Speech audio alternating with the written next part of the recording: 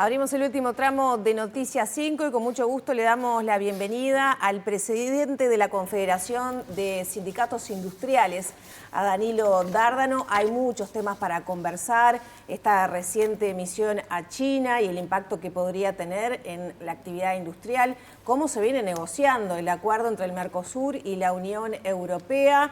Entre otros temas, también la afectación a las industrias que hay en estos momentos, por ejemplo, Paicueros. Bienvenido, Dárdano. Muchas gracias, un gusto enorme estar con ustedes hoy. Un gusto recibirlo. Bueno, ¿qué primera valoración hay de esta gira que hubo por China, de la cual participó el propio presidente del PIT-CNT? Bueno, en principio muy positiva, en el sentido de la información que se pudo recibir, el intercambio y el compromiso inclusive con el sindicalismo chino para seguir siendo delegaciones uruguayas, algún intercambio, eso es muy importante para nosotros. Y bueno, esperemos que todo esto que se vino intercambiando y firmando estos acuerdos marco, después empezar a trabajar en su contenido, ¿no? Pero por lo que pudimos recibir, la primera información que nos transmitía el compañero Marcelo fue muy positiva. Se destaca la necesidad de que Uruguay empiece a sumar valor agregado a los productos que exporta, especialmente, por ejemplo, pensando en China, que es su principal socio comercial, ¿verdad? Hablamos de, por ejemplo, la industria cárnica, entre otras. ¿Cuán lejos estamos de que algo así suceda, por ejemplo, para que nos compre con valor agregado el gigante asiático cuando es conocido la asimetría y las diferencias entre los valores de las cosas que se venden, ¿no? Esa es una buena pregunta y una respuesta complicada. ¿Por qué? Llámese China, llámese el TLC con la Unión Europea, llámese un TLC con Estados Unidos. ¿Qué nos quieren vender?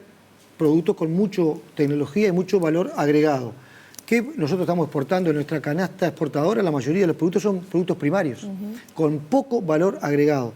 Por tanto, si no logramos revertir eso, en realidad lo que decimos y estamos convencidos y tenemos los datos que este tipo de acuerdos, si no cambiamos el contenido, la redacción, las salvaguardias, lo que está consolidando es la primarización de nuestra economía. Por ejemplo, el acuerdo entre la Unión Europea y el Mercosur. Totalmente. A ver, ¿qué exportamos nosotros a Europa? Carne bovina, soja, algunos productos lácteos, pero los europeos se están preparando y esto nos preocupa a nosotros. No en el sentido de lo que ellos se preparan, hacen lo que corresponde. El tema es cómo preparamos al Mercosur y a Uruguay. Les puedo dar dos ejemplos. Cantidad y precio. Por ejemplo, las salvaguardias que vienen estudiando los europeos, especialmente a nivel de agricultura, es que, vamos a suponer que una empresa uruguaya exporta arroz a Europa. No puede exportar más del 5% de lo que venía exportando en los últimos 3 años. Ahí estamos hablando de tonelaje, porque si exportás más del 5%, te cortan o no te dejan de comprar o te podrían subir los aranceles. El otro tiene que ver con el precio. Esa misma empresa arrocera no puede bajar el precio más del 5%, porque también ahí te cae la salvaguardia. Bueno, del lado del Mercosur y del lado de nuestro país, ¿qué deberíamos preparar para eso? Para que sea simétrico las salvaguardias y no tan diferenciadas como tenemos hasta el momento. Está claro que esto aún no se ratificó en los parlamentos.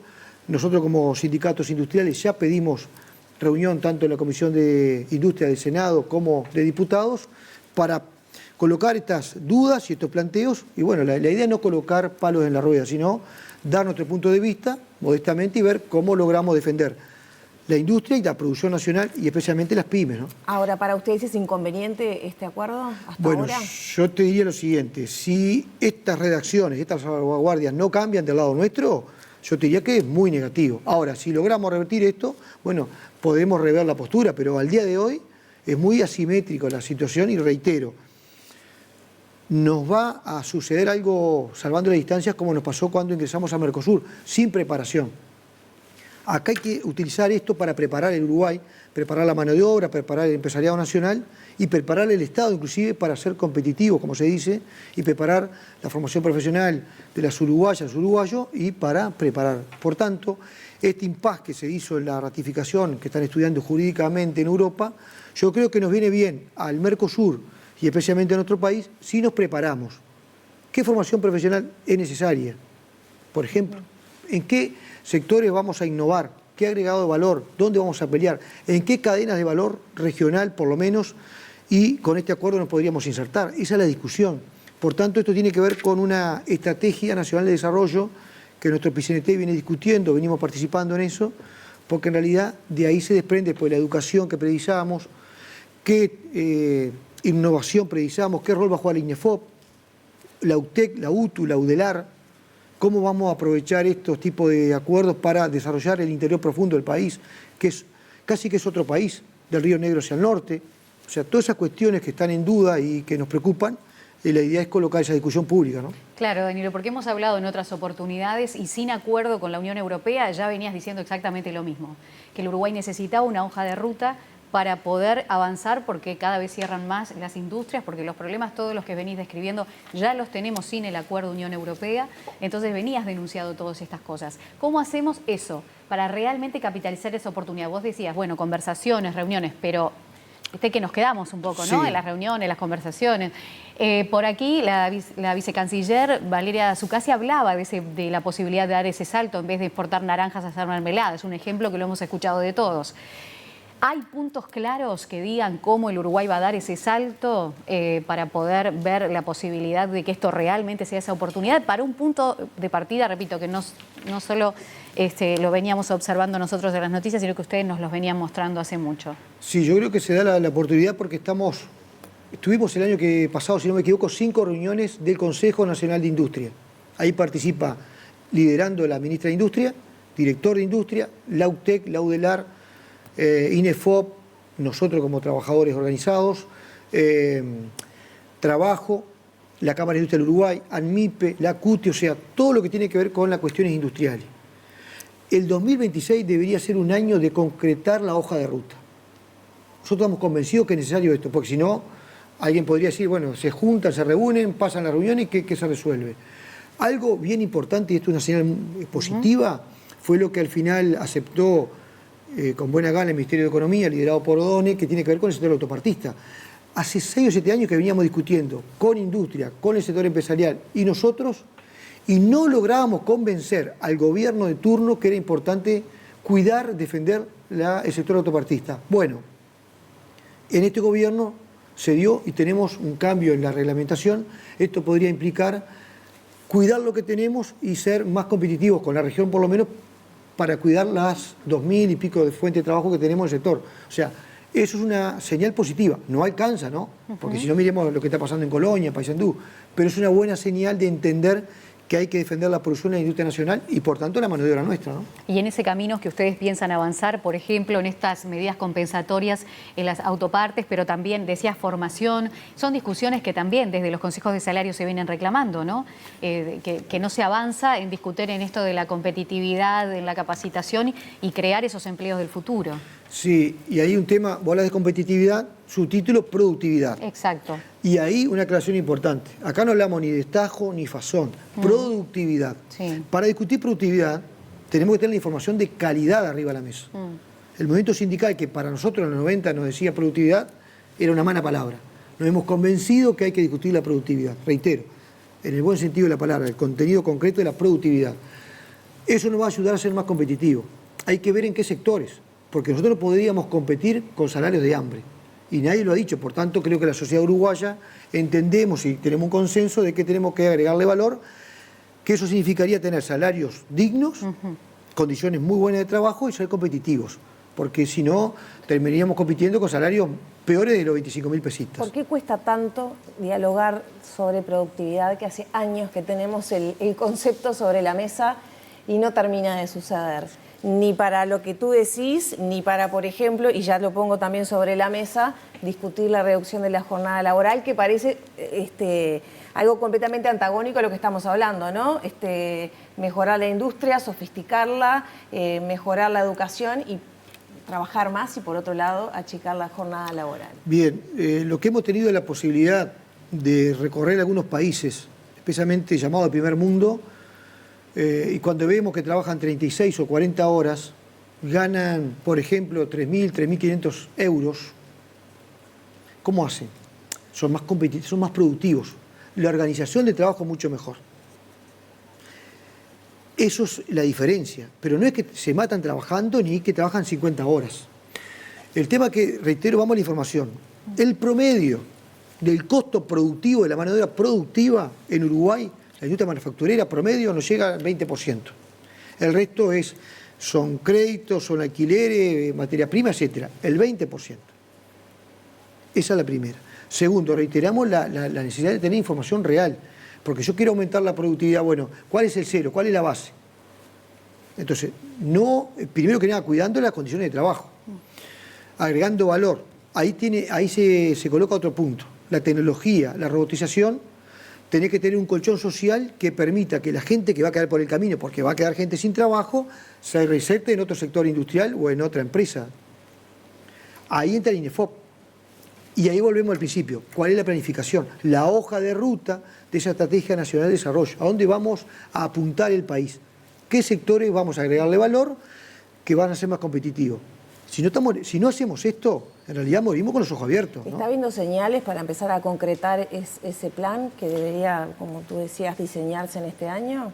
Yo veo señales positivas, no alcanza solamente con las señales. Por tanto, nosotros vamos a hacer hincapié, creo que en la línea de la central, y nosotros como sindicatos industriales, un eje y un objetivo del año 2026 es tener una hoja de ruta. Sin eso, vamos a seguir dando malas noticias, lamentablemente. Vos hablabas también, Danilo, de esos pasos también que ustedes observan desde el poder político, que también los debe dar el sindicalismo, ¿no? Porque también hay que entender que hay rubros o que van a desaparecer o empleos que ya no van a existir y entender que hay que ceder en ese camino, pero también entiendo eso que plantean de ese colchón y esa transformación. Ustedes también están haciendo ese proceso de decir, muchachos, esto no va a ir más de aquí a 10 años. Sí, totalmente. No vamos a decir sectores acá porque no, obviamente. No. Nosotros hoy teníamos una discusión, ¿no? Las cámaras robóticas, por ejemplo. Exacto. O poner acá a una persona que por inteligencia artificial, o sea, nadie escapa, ¿eh? Mirá, o sea, lo digo como trabajadora. Hicimos también. una propuesta que por ahora no ha sido de recibo, esperemos convencer, que era crear un fondo industrial. 1,5%. El 1% lo aportaba el sector empresarial, el 0,5% los trabajadores, y con esos números redondos nos daba aproximadamente 25 millones de dólares al año. ¿Cuál era su objetivo de esos? Esto puede ser mejorado, puede ser cambiado, pero era una idea. Primero que nada, la creación de un instituto bipartito entre el sector empresarial y los trabajadores industriales para diseñar políticas, para analizar, diagnosticar y proponer. Una parte. La otra, para apoyar, para complementar el seguro de desempleo por una reestructura o un cierre de una fábrica, con una contrapartida obligatoria de las y los trabajadores. Si, por ejemplo, la definición fuera, se va a desarrollar el sector del plástico y cierra una fábrica textil, bueno, utilizar esos recursos, malo de INEFOP, malo del seguro paro, para preparar a esa gente que quedó acá sin laburo y la preparás para el plástico, o para los sectores que van a ser dinámicos. No era un complemento para que yo me quedara tomando mate en mi casa, ni jugando al play. Era un planteo de que yo me tengo que capacitar no donde yo quiero, sino donde se defina todos los actores sociales y políticos en ese sentido. Por ahora, reitero, no fue de recibo por el momento, vamos a seguir insistiendo, porque si no tenemos el colchón social, en realidad lo que estamos ayudando es que quede gente sin trabajo, entonces realmente es complicado. Y reitero, y aprovecho la oportunidad, nosotros no reivindicamos los planes sociales, no reivindicamos vivir de un seguro de desempleo, reivindicamos trabajo. El problema es que muchas veces tenemos que salir a pelear o plantear seguros, subsidios especiales, etcétera, porque la gente tiene que comer. Les doy un dato concreto hoy, actual. Los compañeros que compañeros nuestros de Yasaki, el 95% aún no ha logrado reinsertarse a nivel de trabajo. 95%. Y lleva un año. Entonces, realmente, ¿cómo logramos revertir esto? Y ahí precisamos que el sector empresarial, la academia, los trabajadores, todos viendo una alianza estratégica. No vamos a empezar igual, vamos a seguir teniendo diferencias en los consejos salarios, etcétera, pero deberíamos definir una hoja de ruta consensuada y todos trabajando en esa línea. Uno de los argumentos de Yasaki para irse era justamente los conflictos sindicales y los problemas que eso traía en el desenvolvimiento y desarrollo de la empresa. Estamos hablando de crecimiento, educación, pero también se contrapone con este tema que muchas veces señalan los empresarios o incluso multinacionales que deciden irse por no llevarse bien con los sindicatos y acusarlos de trancar de alguna manera el crecimiento. Sí, aprovecho. En realidad Yasaki dijo eso en primera instancia y después tengo un papel firmado que si quiere se los envío, donde reconoce que no se fue por eso. Yasaki gana un proyecto muy importante con salarios uruguayos Y con ese proyecto ganado se va a fabricar a Paraguay con salarios menores y otros beneficios. Esa fue una jugada netamente empresarial y capitalista. ¿Se usa a los trabajadores? Y yo creo que ahí se usó todo el Estado, porque a ver, la sociedad, porque los beneficios que tenía Yasaki, por ejemplo, las exoneraciones, estaban tanto en Colonia como en Canelones usufructuando predios que eran del Estado, por tanto de toda la sociedad. Fue realmente algo doloroso para nosotros. Pero además se quiso de alguna manera sacrificar para el futuro de esa gente. Cuando decían que parábamos como 6 meses por una mayonesa, cualquier disparate se dijo. Cualquier disparate. Por suerte pues logramos revertir, inclusive logramos que nuestras compañeras y compañeros tuvieran un despido mejorado. No me acuerdo, creo que fueron $5 millones arriba que puso la empresa, ayudó a la formación profesional y tenemos un acta firmada donde se dice que se va por cuestiones competitivas. No por eso que se nos acusó y mal. ¿Eso significa que los trabajadores no cometemos errores? No, todos los días cometemos errores. Y autocrítica también hacemos. Como dice la palabra, autocrítica puertas adentro. No lo hacemos públicamente ni vamos a hacer un escarnio público, pero sí los errores que a veces cometemos, nos juntamos en una asamblea como corresponde, cara a cara y se explica y se llega a mejorar. También quiero decir algo. A veces los sectores empresariales también cometen errores, y errores graves. Por ejemplo, cuando una fábrica se te va de un día para el otro. O como pasó en Colonia, que los trabajadores se fueron sin un mango. Por suerte ahora, Clasién me refiero, recibieron 200.000 pesos todos los trabajadores, por lo menos algo. Pero esa empresa que durante décadas usufructuó beneficios de una zona franca. ¿Y qué pasó ahí? Yo no vi ningún, no sé si ninguno, pero los grandes medios ni los diarios que acusan continuamente al movimiento sindical hacen una crítica a esa empresa, ¿no? Que se fue de un día para el otro, acá no apareció más nadie y chao, hasta luego, décadas usufructuando beneficios. Por tanto, digo para ser más ecuánime, ¿no? Reitero, errores cometemos, estamos trabajando en mejorar las cuestiones a mejorar y bueno, veremos qué podemos lograr porque si le va bien a los trabajadores, le va bien a la sociedad. ¿Por qué? Porque los trabajadores, los laburantes, nuestro salario se va casi que 100% en consumo. Cuando cerró Fanapel, cuando cierra Yasaki, cuando cierra, por ejemplo, Sur, no solamente es un daño para esas personas que trabajaban ahí, es un impacto negativo, social, cultural, muy importante para la población o para los barrios. Para toda la zona. Claro, por tanto hay que pelear por el trabajo nacional. Difícil de remontar después. ¿Por dónde creen ustedes que van los caminos? Hablabas de autopartes y nosotros teníamos aquí representantes del gobierno que han hablado de que tal vez la posibilidad, obviamente China no observa a Uruguay como gran potencial que pueda tener, sino como una estrategia que podamos hacer en grupo en la región. ¿Cómo ven ustedes en esa hoja de ruta y en ese diseño?